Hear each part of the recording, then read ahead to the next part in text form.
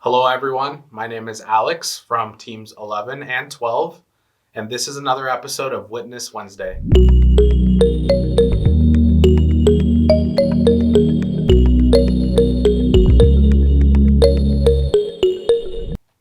A couple of years ago, I was able to have one of the biggest breakthroughs in my prayer life.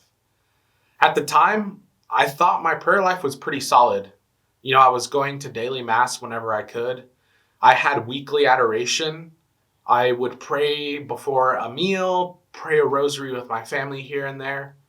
But to be honest, I still couldn't feel God's presence. I couldn't hear what God was trying to tell me.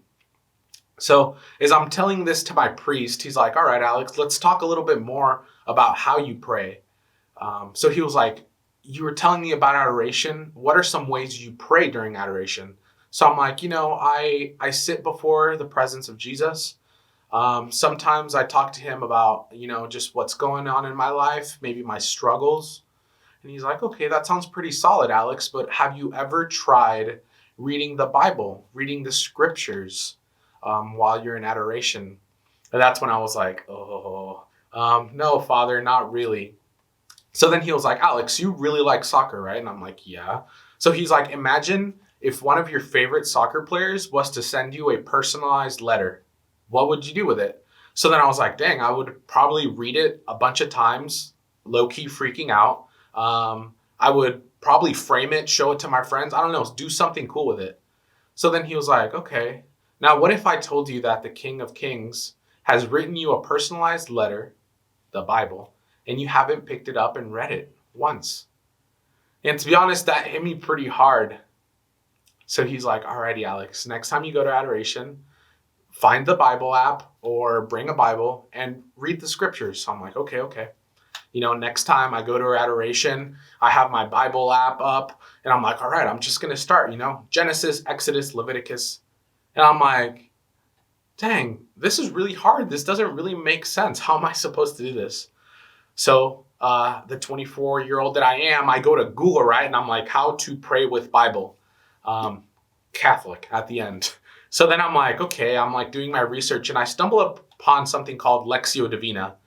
And I'm like, okay, meditating with the scriptures, maybe reading the gospels. Okay, so next time I go to adoration, I have my Bible app ready. I'm about to read one of the gospels and I do Lectio Divina and it completely changed my life.